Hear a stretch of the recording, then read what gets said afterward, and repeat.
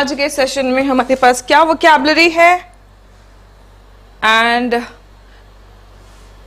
The session is based on over the border line on Pakistan and it's security situation with Afghanistan.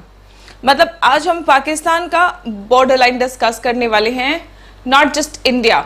ठीक है, पाकिस्तान का border line discuss करने वाले हैं और पाकिस्तान में जो सिक्योरिटी सिचुएशन है because of Afghanistan.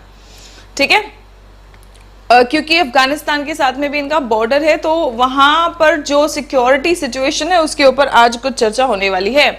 And before we proceed, as always हम देखेंगे थोड़ी सी vocabulary, because vocabulary helps us decode the passage, right. So the first word is grave. Grave का मतलब क्या होता है स्टूडेंट्स? ग्रेव के दो मीनिंग होते हैं। ठीक है, आप इसको नाउन की तरह भी यूज कर सकते हैं और एक एडजेक्टिव की तरह भी यूज कर सकते हैं। जब आप इसको नाउन की तरह यूज करते हैं तो इसका मतलब होता है शमशान भूमि। ठीक है, ग्रेव या फिर ग्रेवयार्ड कहते हैं हम इसे। लेकिन जब आप इसको एडजेक्टिव की तरह यूज करते हैं, ये वाला वर्ड देखो, place where a dead body is buried, this is a noun. और ये वाला जो है पहला वाला, ये एडजेक्टिव की तरह यूज हो रहा है, कोई चीज जो बहुत गंभीर हो। It is a grave situation means a serious situation. ठीक है, something serious and of great importance, that will be called grave. I hope इसका मीनिंग क्लियर है सबको? यस। सो सिनोनिम्स इसके क्या है? क्रूशियल, क्रूशियल एडजेक्टिव वाला सिनोनिम है, और सिमेट्री नाउन वाला सिनोनिम है।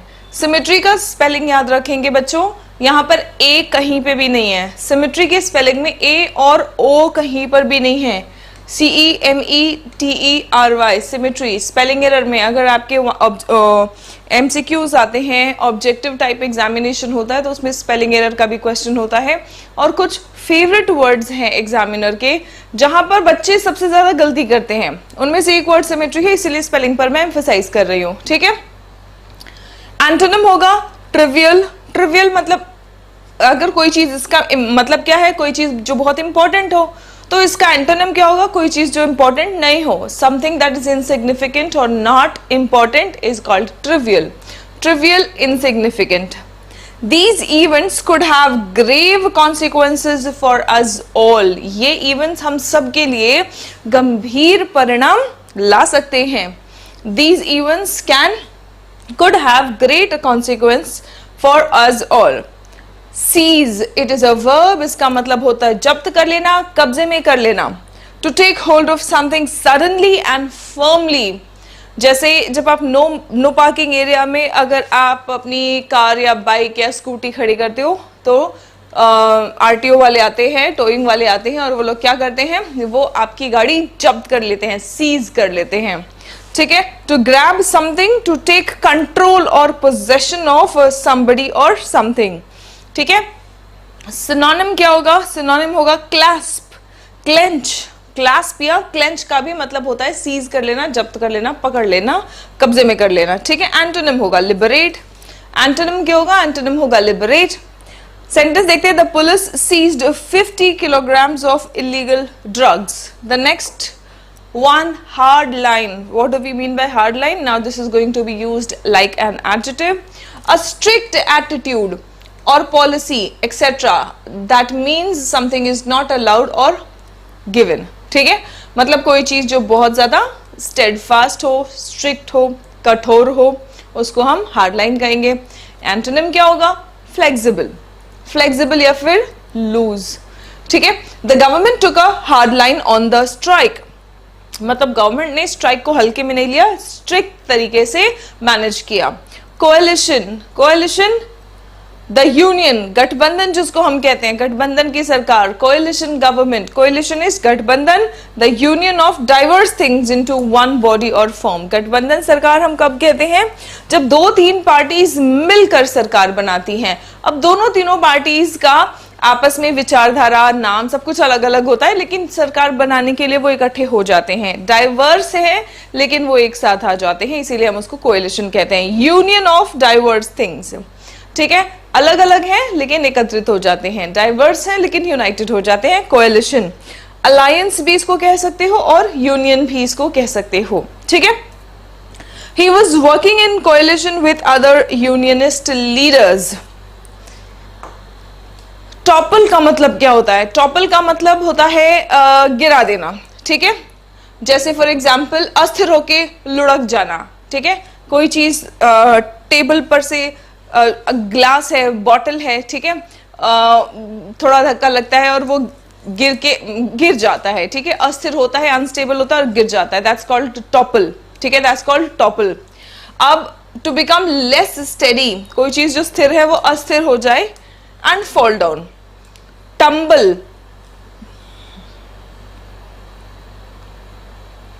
जैसे फॉर एग्जाम्पल आपने वो पोएम बचपन से हमने ये वर्ड पढ़ा है, हमने भले ध्यान नहीं दिया लेकिन हमने बचपन से ये वर्ड पढ़ा है, टम्बल, ठीक है।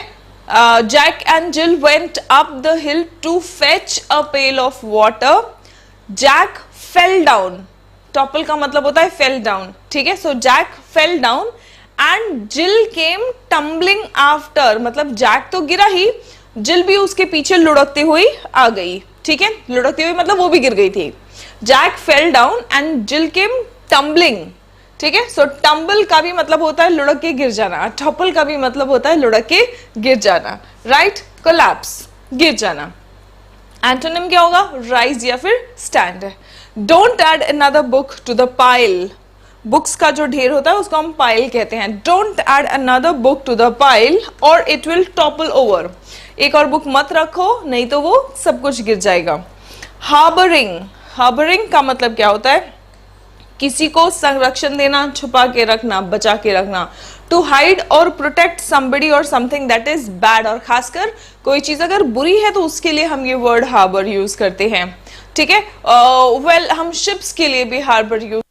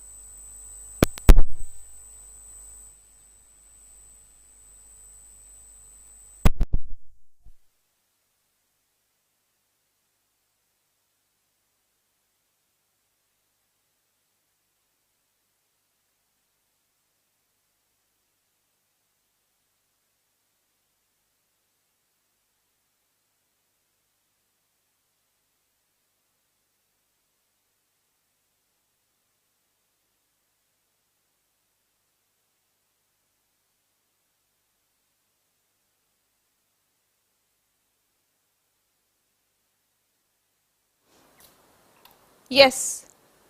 अब ऑडिबल होगा बच्चों? Am I audible now?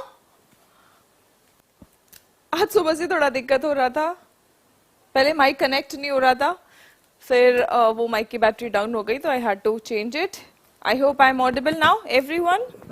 एक बार कमेंट करके कंफर्म कर देंगे, दैट्स वंडरफुल, थैंक यू। चलो, सो हार्बर का मतलब क्या होता है? कंसील या फिर शील्ड, ठीक है। और एंटोनिम क्या है? हैंड ओवर, ठीक है। सो हम हार्बर की बात कर रहे हैं, पाकिस्तान पर बेस्ड हमारा आज का आर्टिकल है। और जब भी आप बात करते हैं पाकिस्तान की तो आतंकवाद अपने आप हमारे दिमाग में आ जाता है ना। सो टेररिस्ट्स को शय देना, हार्बर करना, पाकिस्तान टेररिस्ट्स को शय दे रहा है। अगर आपको ये सेंटेंस कहना है तो आप कहेंगे पाकिस्तान इज हार्बरिंग टेररिस्ट्स, आप ये वर्ड यूज कर सकते हैं, राइट।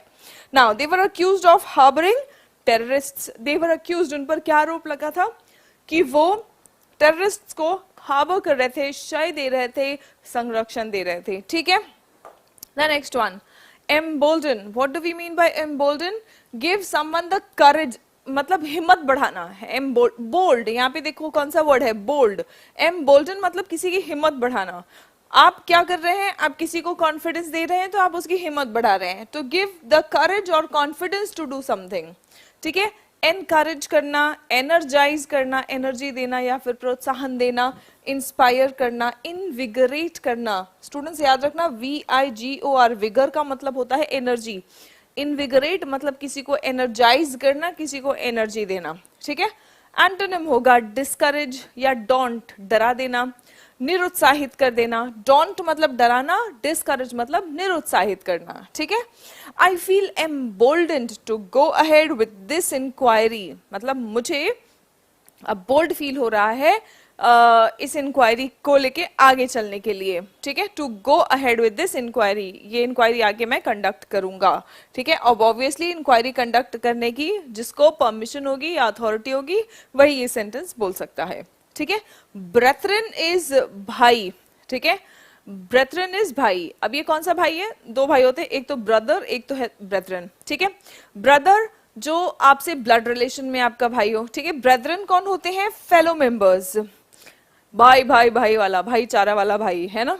तो समाज में जो भी भाई भाई हैं उनको हम कहते हैं ब्रेथरन।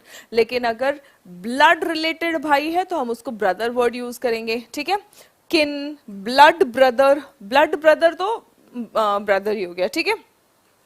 नाउ एंटोनिम्स इसके क्या है? नॉन रिलेटिव्स, जो आपसे रिलेटेड नहीं है। A monk might refer to other monks in a monastery as his brethren, जैसे फॉर एग्जांपल अगर किसी मोनेस्ट्री की आप बात करेंगे तो एक मॉन्क या साधु जो हैं वो बाकी साधु भाइयों को क्या कहेंगे? कि ब्रेथरन कहेंगे, राइट। ग्रैपल का मतलब क्या होता है? इसके साथ में grapple, to get hold of somebody और समथिंग एंड फाइट और ट्राई टू कंट्रोल हिम और हर। ग्रैपल मतलब कब्जे में करने की कोशिश करना या फिर कंट्रोल करने की कोशिश करना, ठीक है। ब्रॉल, स्कफल, ये सब इसके सिनोनिम्स आ जाएंगे, लड़ाई करना बेसिकली, ठीक है। यहाँ पे ग्रैपल में कहीं ना कहीं अगर आप किसी चीज को अपने कब्जे में करने की कोशिश कर रहे हो, पकड़ने की कोशिश कर रहे हो, ठीक है, सो दैट मीन्स वहां पे कुछ लड़ाई झगड़े की बात है ना। जैसे फॉर एग्जाम्पल किसी का ऐसे कॉलर पकड़ लिया, सो ग्रैपल, ठीक है। To get hold of somebody और समथिंग एंड फाइट विथ और ट्राई टू कंट्रोल हिम और हर, और उसको फाइट कर रहे हैं कंट्रोल करने के लिए, ठीक है। इसका एंटोनिम क्या होगा? भाई हार्मनी, कॉनकॉर्ड, ठीक है। The children grappled for the ball, बच्चे खेल रहे होते हैं तो कोई एक खिलौना होता है तो उसके पीछे सारे बच्चे पड़ जाते हैं, है ना, तो उसके लिए वो लोग लड़ रहे हैं। The children grappled for the ball. Now deteriorate, deteriorate मतलब और खराब हो जाना, बद से बदतर हो जाना, ठीक है। डीजेनरेट या फिर go down hill, go down hill का भी मतलब होता है बुरी परिस्थिति में आ जाना। इम्प्रूव, बेटर, एमिलियोरेट, ये भी वर्ड बहुत इंपॉर्टेंट है आपके एग्जाम्स के लिए बच्चों। एमिलियोरेट का एंटोनिम, एग्जैक्ट एंटोनिम है डिटरियोरेट। अगर कोई सिचुएशन खराब है और खराब हो रही है तो आप कहेंगे कि उसकी हालत और खराब हो गई, deteriorate, his health is deteriorating. लेकिन बेहतर हो गई तो आप कहेंगे his health is ameliorating, improving, right. Okay, बहुत बढ़िया। Now the political tension is deteriorating into civil war. Political tension जो है वो सिविल वॉर में डिटरियोरेट हो रहा है। मतलब पहले क्या था कि पहले तो नेता आपस में लड़ रहे थे, पॉलिटिकल कंडीशन खराब था, लेकिन अब तो ऑलमोस्ट सिविल वॉर हो रहा है, ठीक है। मतलब वहां पे घरेलू युद्ध छिड़ गया है। On the border line, on the border line बिल्कुल बॉर्डर पे होना। इन एन अनसर्टन पोजिशन, और बॉर्डर वाली सिचुएशन जो होती है ना वो बहुत अनसर्टन होती है। आप सोच के देखो, आप कोई एग्जाम की प्रिपरेशन कर रहे हो और उस एग्जाम में आप बॉर्डर लाइन में हो, ठीक है। 150 कट ऑफ है तो आपका 150 ही मार्क्स है, आप बिल्कुल बॉर्डर पे हो। तो बिल्कुल बॉर्डर पे रहना तो बड़ा अनसर्ट, मतलब आपने टैली किया पहले ही और आपका मार्क्स कैसा आ रहा है, मतलब जो आंसर कीज वगैरह आता है हम टैली करते हैं, आपका 149 या 150 है, तो खतरनाक सिचुएशन तो है ना। डर लगेगा ना कि एक भी नंबर अगर गलत हुआ और भी गलत हुआ तो सीधा तुम इस पार से उस पार हो जाओगे, हालात बदल जाएंगे, जज्बात बदल जाएंगे। So yes, definitely on the border line होना इज अ वेरी अनसर्टन, बहुत ही अनिश्चित पोजीशन है। Between two statuses, undecided, my blood pressure was borderline and the doctor said I should lose weight. Play a double game, अब ये तो हमें पता है ना डबल गेम खेलना। प्ले अ डबल गेम मतलब टू बी टू फेस्ड, दो चेहरे होना, ठीक है। तुम्हारा दोस्त बन के दिखा रहा है लेकिन तुम्हारा दुश्मन भी है, तो वो क्या कर रहा है? He is playing a double game, ठीक है। टू बी टू फेस्ड और to engage in double dealing. According to the Arab accounts, Leo continued to play a double game with the Arabs. Arabs के साथ में लियो double game खेलता रहा। Step up, step up का मतलब क्या होता है? किसी चीज का स्टेप अप मतलब इंक्रीज करना, ऊपर की ओर ले जाना मतलब इंक्रीज करना, ठीक है, किसी चीज की मात्रा या स्पीड किसी चीज की इंक्रीज करना। The company is stepping up production, मतलब कंपनी प्रोडक्शन बढ़ा रही है to meet the increasing demand for its product. किसी भी कंपनी के प्रोडक्ट की डिमांड ज्यादा होगी तो ऑब्वियसली वो कंपनी अपना प्रोडक्शन बढ़ाएगी। कैरी आउट का मतलब होता है एग्जीक्यूट करना। कैरी आउट का मतलब होता है एग्जीक्यूट करना, to do something that you have said you will or you have been asked to. आपको कुछ कहा गया हो या आपने खुद कहा हो कि मैं ये काम करूंगा, तो काम करना, एग्जीक्यूट करना, उसको हम कहते हैं कैरी आउट। आज soldiers carried out a successful attack last night. हमारे सोल्जर्स ने कल रात एक सक्सेसफुल अटैक